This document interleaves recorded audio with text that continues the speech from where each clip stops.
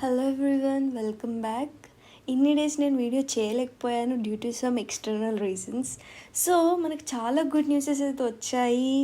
Seats చాలా పెరిగాయి. బార్డర్లో ఉన్న స్టూడెంట్స్కి అయితే very very very good news.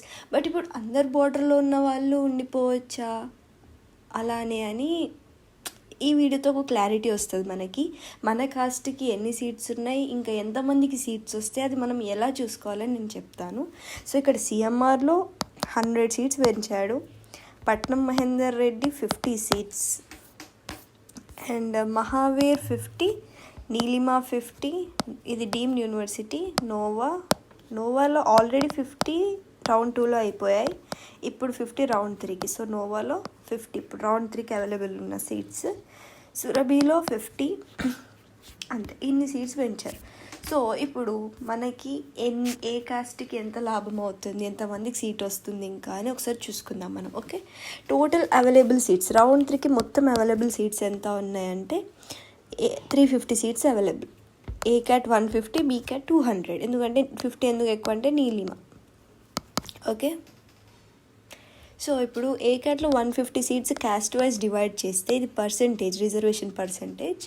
So ఓపెన్లో 69, మిగతా అన్ని ఇన్ని సీట్స్ 22.5, 22 or 23 సీట్స్ రావచ్చు. సో ఇవి అవైలబుల్గా ఉన్న సీట్స్. సో ఇంకా ఇంతమందికి సీట్స్ వచ్చే ఛాన్స్ ఉంది. సో ఇంకా ఓపెన్లో సీట్ తీసుకొని బెనిఫిట్ అయ్యే వాళ్ళు ఇప్పుడు ఎక్కువ ఎవరు ఉన్నారంటే బీసీడీ వాళ్ళు కనిపిస్తున్నారు మనకి, బీసీఈ వాళ్ళు కూడా. ఎందుకంటే బీసీడీ వాళ్ళ కట్ ఆఫ్ ఎంత పోయింది, 403. ఓసీ వాళ్ళది 406. మధ్యలో ఉన్న వాళ్ళందరూ వేరే కాస్ట్కి సీట్ వచ్చేసింది కదా.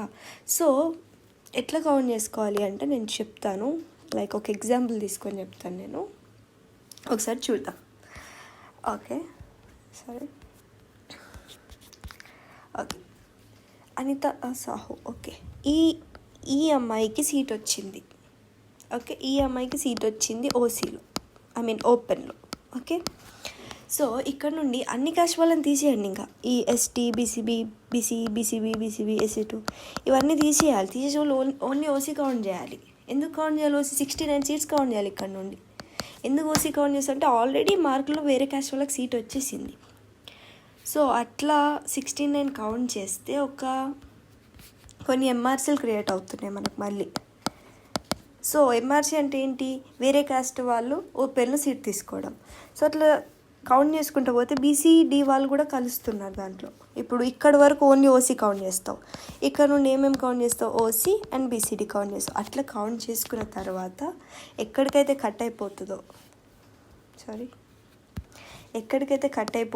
అక్కడి నుండి ఒక 10 or 11 సీట్స్ వస్తాయి బీసీడీకి. అట్లా చూసుకుంటే సో క్లియర్గా నేను మళ్ళీ నెక్స్ట్ వీడియోలో ఎక్స్ప్లెయిన్ చేస్తాను. మీకు అర్థం కాకపోతే కామెంట్ చేయండి. అట్లా కౌంట్ చేసుకోండి మీ కాస్ట్కి మీరు. ఓకే,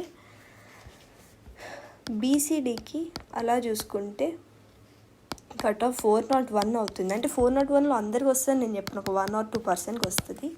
403, 402 అందరికీ సీట్ వస్తుంది. ఓకే, అట్లా కౌంట్ చేసుకోండి మీరు. ప్రతి కాస్ట్కి కౌంట్ చేసుకోండి మీరు. అట్లా ఎక్కడ ఆగిపోయిందో అక్కడ నుండి. ఓకే, సో మంచిగా కౌంట్ చేసుకుంటే మీకు తెలిసిపోతుంది. ఎక్కువ డిఫరెన్స్ అయితే ఏం రాదు, ఒక 1 or 2 మార్క్స్ అంతే. కానీ ఓసీకి మాత్రం చాలా తగ్గుతుంది. ఎందుకంటే 406 నుండి 403 వరకు ఓసీ తప్ప ఇంకెవరు లేరు కదా. అందుకే ఓసీ వాళ్ళకి మాత్రం ఒక 3 to 4 మార్క్స్ వరకు తగ్గే ఛాన్స్ అయితే ఉంది. ఓకే, సో అట్లా కౌంట్ చేసుకోండి. ప్రతి కాస్ట్కి మీరు కౌంట్ చేసుకుంటే అవైలబుల్ సీట్స్ ఎన్ని ఉన్నాయి, మనకి సీట్ వచ్చిన వాళ్ళ దగ్గర నుండి ఎంతమందికి సీట్ వస్తుంది, అట్లా మీరు కౌంట్ చేసుకొని ఒకసారి చూసుకోండి, మీకు క్లారిటీ వచ్చేస్తుంది. అండ్ ఎనీ డౌట్స్ ఉంటే నాకు కామెంట్ సెక్షన్లో అడగండి. నా ఛానల్ని సబ్స్క్రైబ్ చేసుకోండి. నా వీడియో మీకు యూస్ఫుల్ అనిపిస్తే లైక్ చేయండి. ఏమైనా డౌట్స్ ఉంటే నాకు కామెంట్ చేయండి. ఇప్పటి నుండి యాక్టివ్గా అన్ని వీడియోస్ పోస్ట్ చేస్తాను, అన్ని కామెంట్స్కి రిప్లై ఇస్తాను. Okay, thank you.